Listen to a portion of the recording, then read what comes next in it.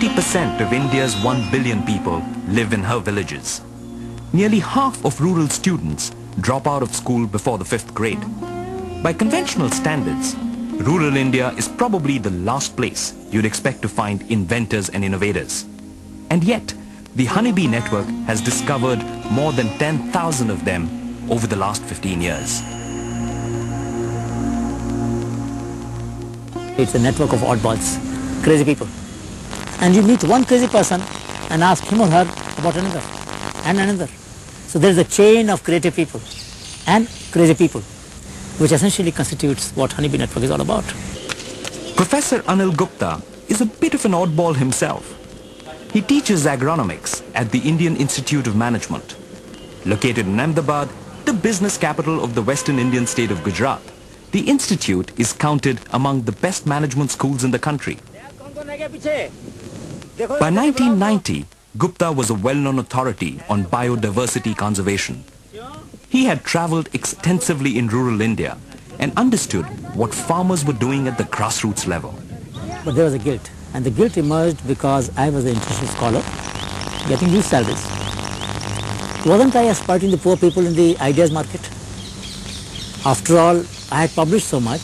That is what made me famous. That's what generated these requests and these assignments. My income increased. But when I looked at my income return, where did I find the line about how much of it has gone back to the people whose knowledge I wrote about and therefore became rich?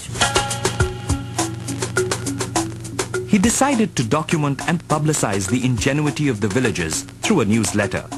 The first newsletter was printed in English in 1990. It was 5 pages long and set out what Gupta wanted to do. The Gujarati version, called Lok Sarvani, would be launched later. We just typed it, and the cyclostyled it at the time, 200 copies, and sent it to scientists, professionals, basically the people in whose mind we wanted to create some space for the knowledge of people. So first issue did not go to the farmers as many, only a few farmers. But primarily it went to the policymakers, to the scientists, to the volunteer organizations, development workers, to impress upon them that knowledge of the people counts. The initial response was largely positive. Fortunately for Gupta, his school decided to support the newsletter with office space and staff. We had given ourselves the mandate through faculty discussions to make a thrust in the area of innovation and entrepreneurship. And Professor Gupta's proposal fitted it right in.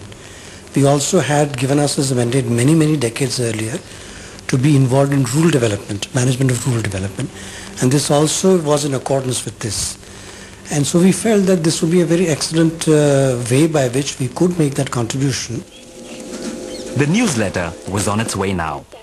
But soon enough, Gupta realized that he needed more manpower. 190 square kilometers of Gujarati hinterland was a large area to search. With limited funds, he needed volunteers and looked to the local government college. Nearly 30 students of rural studies came forward to help Honeybee as part of a summer project. BRS college में अभ्यास करता था त्यारे professor सृष्टि संस्थाना professor Anil Gupta Kiritbhai અને બીજા અન્ય સાથી આવીને અમારા વિદ્યાર્થી ઠાના વિદ્યાર્થીને ઇન્ટરવ્યુ લીધો હતો. એમાં અમને ઉનાળુ સર્વે માટે સિલેક્શન કરવામાં આવ્યા હતા. અમે પોતાના ગામ અને જિલ્લાની આસપાસ જઈને નવું સંશોધન પરંપરાગત જ્ઞાન વિશેનું સંશોધન કરીને અહીંયા સૃષ્ટિ સંસ્થામાં દર 15 દિવસની મીટિંગ થતી એમાં લઈને આવતા હતા. The volunteers began to fan out into rural Gujarat, telling people about